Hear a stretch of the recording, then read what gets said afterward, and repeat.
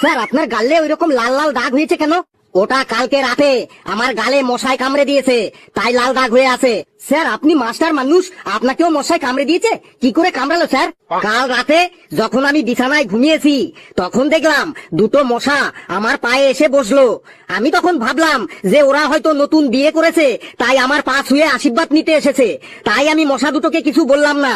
ও মা, একটু পরেই দেখি আমার গালে কামড়ে দিয়ে চলে গেল। স্যার আমাকে রাতে ঘুমানোর সময় একটা মশাও আমাকে কামড়াতে পারে না।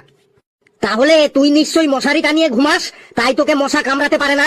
না স্যার, আমি মশারিও টানাই না। তাহলে তুই কি ফর্মুলা ইউজ করিস যে তোকে মশায় কামড়ায় না? স্যার আমি প্রতিদিন রাতে ঘুমানোর সময় আমার কানের পাশে যখন মশা এসে ভন ভন করে, তখন আমি ওদের মধ্যে একটা মশাকে ধরে মেরে ফেলি।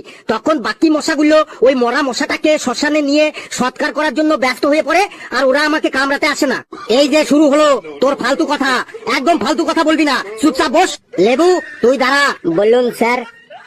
তুই বল, সকাল সকাল ঘুম থেকে উঠে হাঁটাচলা করা ও ঘুরে বেড়ানোর উপকারিতাগুলো কি কি? স্যার আমি কোনোদিনও সকাল সকাল ঘুম থেকে উঠে ঘুরে বেড়াই না বটে। তুই সকালে উঠে ঘুরে বেড়াস না কেন?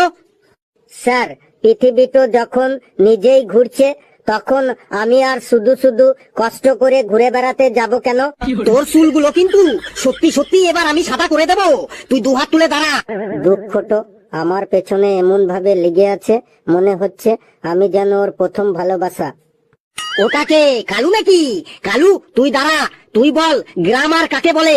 স্যার যারা গ্রামে বাস করে তাদের গ্রামার বলে। কি বললি? যারা গ্রামে বাস করে তাদের গ্রামার বলে? তোকে আজ আমি এই গ্রাম ছাড়া করব। তুইও দুই হাত তুলে দাঁড়া। ঘেটু তুই দাঁড়া, তুই বল এই মোবাইল ফোনের জন্য কাদের সব থেকে বেশি ক্ষতি হচ্ছে?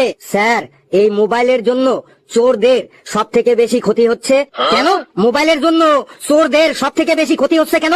স্যার রাত 3টের সময়ও চোরেরা লোকের বাড়িতে চুরি করতে গিয়ে দেখে সেই বাড়ির কেউ না কেউ জেগে আছে, মোবাইলে ফেসবুক করছে, তাই চোরেরা আর চুরি করতে পারছে না।